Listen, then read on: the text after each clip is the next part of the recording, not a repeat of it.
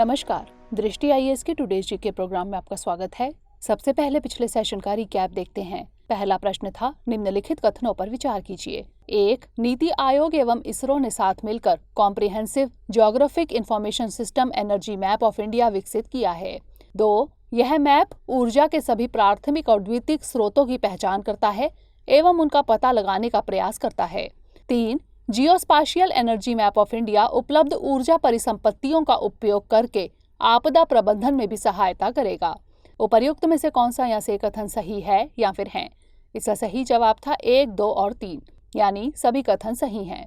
अगला प्रश्न था, निम्नलिखित कथनों पर विचार कीजिए। 1. नॉर्थ अटलांटिक ट्रीटी ऑर्गेनाइजेशन यानी नाटो 4 अप्रैल 1949 को दस्तखत की गई वॉशिंगटन संधि द्वारा स्थापित एक सैन्य संगठन है।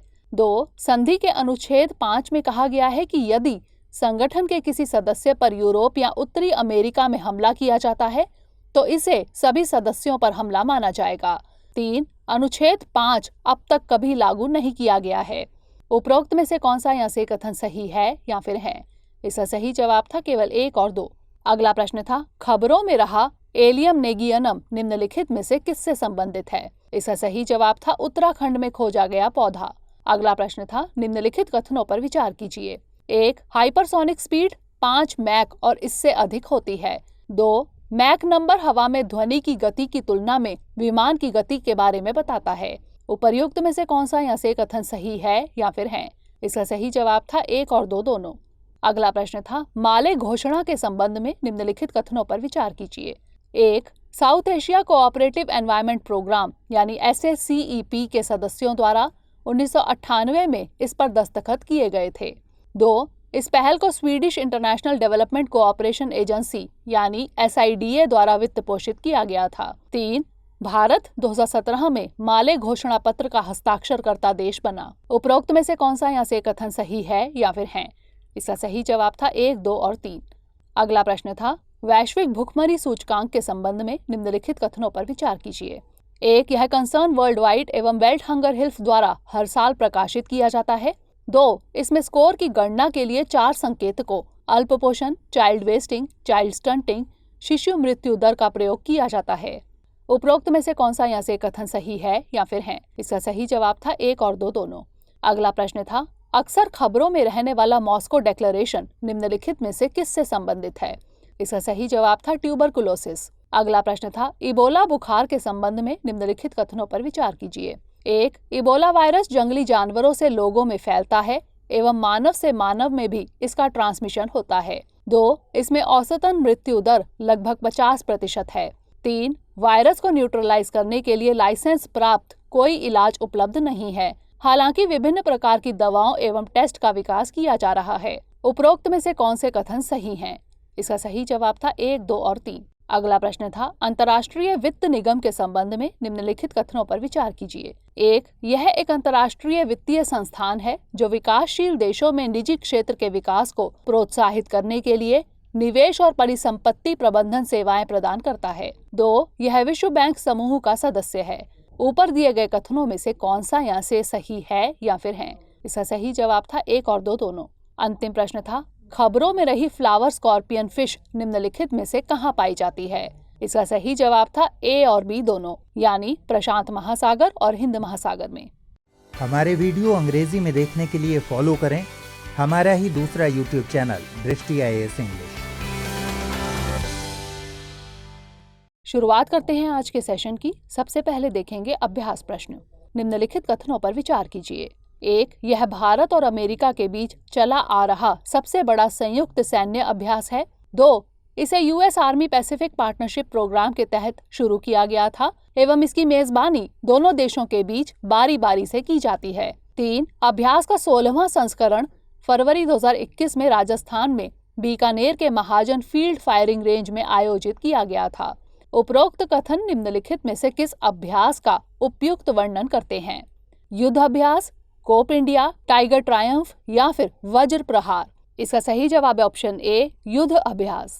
17वां भारत अमेरिका संयुक्त सैन्य अभ्यास युद्ध अभ्यास 2021 अमेरिका के अलास्का में संयुक्त बेस एल्मेंडोर्फ रिचर्डसन में आयोजित किया जा रहा है। यह भारत और अमेरिका के बीच चला आ रहा सबसे बड़ा संयुक्त सैन्य अभ्यास है। इसे US Army Pacific Partnership Programme के तहत 2004 में शुरू किया गया था और इसकी मेजबानी दोनों देशों के बीच बारी बारी से की जाती है।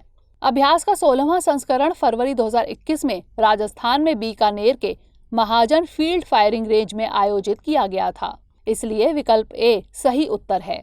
तो इस तरह इस प्रश्न का सही जवाब है ऑप्शन ए, युद्ध अभ्यास।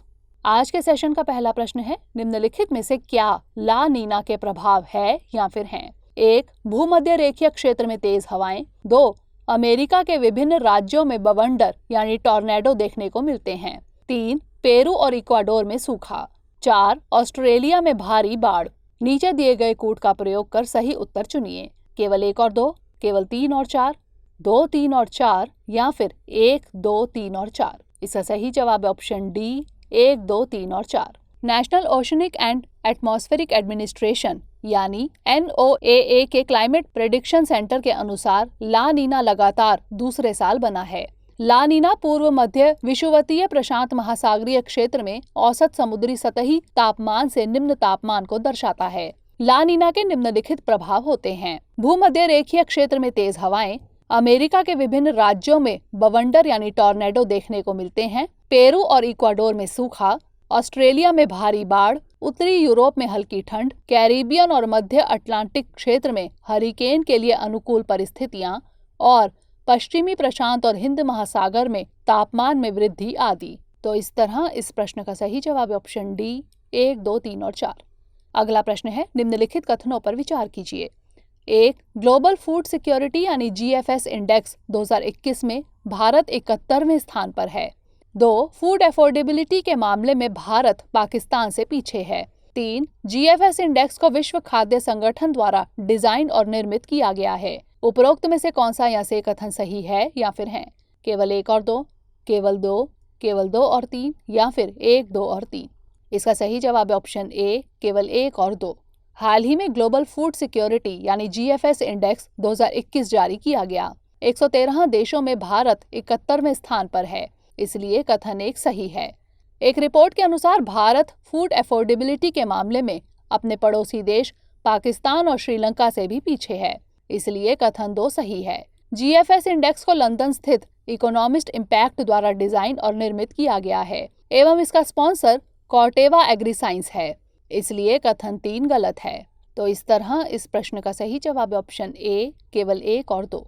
अगला प्रश्न है, निम्नलिखित कथनों पर विचार कीजिए। 1. भारत गोल्डन राइस को उगाने के लिए मंजूरी देने वाला पहला देश है। 2. गोल्डन राइस जेनेटिकली मॉडिफाइड चावल है जो विटामिन ए की कमी को पूरा कर सकता है। उपरोक्त में से कौन सा या से कथन सही है या फिर है? केवल 1, केवल 2, 1 और 2 दोनों या फिर ना तो 1 और ना ही 2। इसका सही जवाब है ऑप्शन बी, केवल 2। जानी मानी चॉकलेट कंपनी मार्स रिगली अपनी चॉकलेट क्रिस्पी M&Ms को यूरोप के मार्केट से वापस ले रही है। दरअसल इस चॉकलेट में जेनेटिकली मॉडिफाइड चावल के आटे का उपयोग किया गया है जो कथित तौर पर भारत में उत्पन्न हुआ था। फिलीपींस गोल्डन राइस को उगाने के लिए मंजूरी देने वाला पहला देश है, इसलिए कथन 1 गलत है। गोल्डन राइस जेनेटिकली मॉडिफाइड चावल है जो विटामिन ए की कमी को पूरा कर सकता है, इसलिए कथन 2 सही है। तो इस तरह इस प्रश्न का सही जवाब है ऑप्शन बी, केवल 2। अगला प्रश्न है, अर्थ शॉट प्राइज यानी अर्थ शॉट पुरस्कार के संबंध में निम्नलिखित कथनों पर विचार कीजिए। 1. यह जलवायु परिवर्तन से संबंधित गए नवाचार के लिए दिया जाता है। 2. यह संयुक्त राष्ट्र पर्यावरण कार्यक्रम द्वारा दिया जाता है। 3. पहला अर्थ शॉट प्राइज भारत के विद्युत मोहन ने जीता है। उपरोक्त में से कौन सा या से कथन सही है या फिर है? केवल 1 और 2, केवल 2, केवल 1 और 3 या फिर 1, 2 और 3। इसका सही जवाब है ऑप्शन सी, केवल 1 और 3। भारत के विद्युत मोहन ने पहला अर्थ शॉट प्राइज जीता है, इसलिए कथन 3 सही है। उन्हें यह पुरस्कार एग्रीकल्चरल अपशिष्ट से ईंधन बनाने के लिए विकसित किए गए नवीन तकनीक के लिए दिया गया है। यह जलवायु परिवर्तन से संबंधित गए नवाचार के लिए दिया जाता है, इसलिए कथन 1 सही है। यह पुरस्कार प्रिंस विलियम और रॉयल फाउंडेशन द्वारा दिया जाता है, इसलिए कथन 2 गलत है। तो इस तरह इस प्रश्न का सही जवाब है ऑप्शन सी, केवल 1 और 3। अगला प्रश्न है, United Nations framework convention on climate change यानी UNFCCC द्वारा कौन से वित्तीय तंत्र यानी फाइनेंशियल मैकेनिज्म स्थापित किए गए हैं? 1. क्योटो प्रोटोकॉल के तहत adaptation fund, 2. Green climate fund, 3. Least developed countries fund, 4. Global environment fund. नीचे दिए गए कूट का प्रयोग कर सही उत्तर चुनिए। केवल 1 और 2, केवल 2 और 4, केवल 2, 3 और 4 या फिर 1, 2, 3 और 4। इसका सही जवाब है ऑप्शन डी, 1, 2, 3 और 4। क्लाइमेट फाइनेंस बढ़ावा देने के लिए United Nations framework convention on climate change यानी UNFCCC ने विकासशील देश को वित्तीय संसाधन प्रदान करने के लिए निम्नलिखित वित्तीय तंत्र की स्थापना की है। क्योटो प्रोटोकॉल के तहत adaptation fund, green climate fund, least developed countries fund और ग्लोबल एनवायरनमेंट फंड। इसलिए विकल्प डी सही है। तो इस तरह इस प्रश्न का सही जवाब है ऑप्शन डी, 1, 2, 3 और 4। अगला प्रश्न है, सर सैयद अहमद खान के संबंध में निम्नलिखित कथनों पर विचार कीजिए। 1. राष्ट्र की अवधारणा के संदर्भ में उनका विचार धर्मनिरपेक्ष आदर्शों से प्रेरित था। वह एक बहुसंस्कृतिवाद में विश्वास करते थे, जिसके तहत सभी सांस्कृतिक समुदायों को राज्य के तहत समान स्टेटस दिया जाना चाहिए। उपर्युक्त में से कौन सा यहाँ से कथन सही है या फिर है? केवल 1, केवल 2, 1 और 2 दोनों या फिर ना तो 1 और ना ही 2। इसका सही जवाब है ऑप्शन सी, 1 और 2 दोनों, यानी दोनों कथन सही हैं। हाल ही में सर सैयद अहमद खान की 204वीं जयंती मनाई गई। उनका जन्म 17 अक्टूबर 1817 को हुआ था। सर सैयद अहमद खान एक शिक्षक, राजनीतिज्ञ एवं समाज सुधारक थे। वे अलीगढ़ मुस्लिम विश्वविद्यालय के संस्थापक भी थे। राष्ट्र की अवधारणा के संदर्भ में सर सैयद अहमद खान का विचार धर्मनिरपेक्ष आदर्शों से प्रेरित था। इसलिए कथन 1 सही है। वह एक बहुसंस्कृतिवाद में विश्वास करते थे, जिसके तहत सभी सांस्कृतिक समुदायों को राज्य के तहत समान स्टेटस दिया जाना चाहिए। इसलिए कथन 2 सही है। तो इस तरह इस प्रश्न का सही जवाब है ऑप्शन सी, 1 और 2 दोनों। अगला प्रश्न है, अग्रिम जमानत यानी एंटिसिपेटरी बेल के संबंध में निम्नलिखित कथनों पर विचार कीजिए। 1. अग्रिम जमानत में गिरफ्तारी से पहले ही किसी व्यक्ति को जमानत पर रिहा करने का निर्देश दिया जाता है। 2. अग्रिम जमानत देते समय कोई समय सीमा निर्धारित नहीं की जा सकती है और यह मुकदमे के अंत तक भी जारी रह सकती है। 3. यह केवल उच्च न्यायालय द्वारा जारी की जाती है। उपर्युक्त में से कौन सा यहाँ से कथन सही है या फिर है? केवल 1 और 2, केवल 2 और 3, केवल 1 और 3 या फिर 1, 2 और 3। इसका सही जवाब है ऑप्शन ए, केवल 1 और 2। सुप्रीम कोर्ट ने कहा कि सुपीरियर अदालत अग्रिम जमानत के आदेश को रद्द कर सकती है यदि इस बात को संकेत करने के लिए पर्याप्त मटेरियल हो कि अपराध की गंभीरता और अपराध में आरोपी की भूमिका जैसे कारकों पर निचली अदालत द्वारा विचार नहीं किया गया हो। 1973 में CRPC में संशोधन करके धारा 438 के तहत अग्रिम जमानत का प्रावधान शामिल किया गया था। अग्रिम जमानत में गिरफ्तारी से पहले ही किसी व्यक्ति को जमानत पर रिहा करने का निर्देश दिया जाता है। इसलिए कथन 1 सही है। आपको बता दें कि साधारण जमानत गिरफ्तार किए गए व्यक्ति को दी जाती है।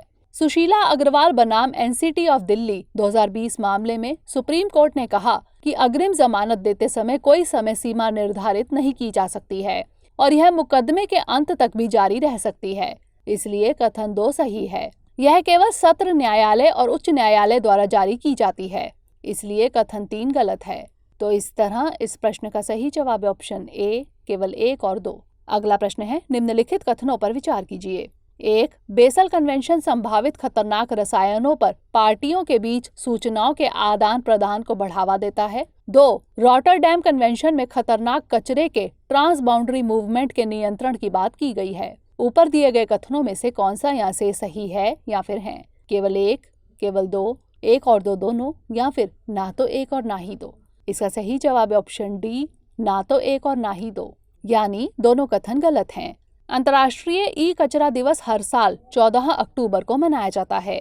इस दिवस की शुरुआत 2018 में हुई थी। Basel Convention on the Control of the Transboundary Movement of Hazardous Waste 1992 में खतरनाक कचरे के ट्रांस बाउंड्री मूवमेंट के नियंत्रण की बात की गई है। इसलिए कथन 1 गलत है। बेसल कन्वेंशन के जरिए 2002 से ही ई कचरे से संबंधित मुद्दों को हैंडल किया जाता है। रॉटरडैम कन्वेंशन 2004 संभावित खतरनाक रसायनों पर पार्टियों के बीच सूचनाओं के आदान प्रदान को बढ़ावा देता है। इसलिए कथन 2 गलत है। इन खतरनाक रसायनों में कीटनाशक एवं औद्योगिक रसायन आदि शामिल होते हैं जिनका निर्यात या आयात किया जा सकता है। तो इस तरह इस प्रश्न का सही जवाब है ऑप्शन डी, ना तो एक और ना ही दो। अगला प्रश्न है, खबरों में रहा कुनमिंग डिक्लेरेशन निम्नलिखित में से किससे संबंधित है? जैव विविधता संरक्षण, खतरनाक रसायनों के बारे में जागरूकता, रासायनिक हथियारों का निषेध या फिर गैर संचारी रोगों यानी नॉन कम्युनिकेबल डिजीजेस का उन्मूलन। इसका सही जवाब है ऑप्शन ए, जैव विविधता संरक्षण। United Nations convention on biological diversity की कॉन्फ्रेंस ऑफ पार्टीज की 15वीं मीटिंग में 100 से अधिक देशों द्वारा कुनमिंग घोषणा को अपनाया गया, इसलिए विकल्प ए सही है। COP15 की थीम है ecological civilisation building a shared future for all life on Earth, यानी पारिस्थितिक सभ्यता, पृथ्वी पर सभी के जीवन के लिए एक साझे भविष्य का निर्माण। चीन ने विकासशील देशों में जैव विविधता की रक्षा के लिए कुनमिंग जैव विविधता कोष में 233 मिलियन अमेरिकी डॉलर के योगदान का वादा किया है। तो इस तरह इस प्रश्न का सही जवाब है ऑप्शन ए, जैव विविधता संरक्षण।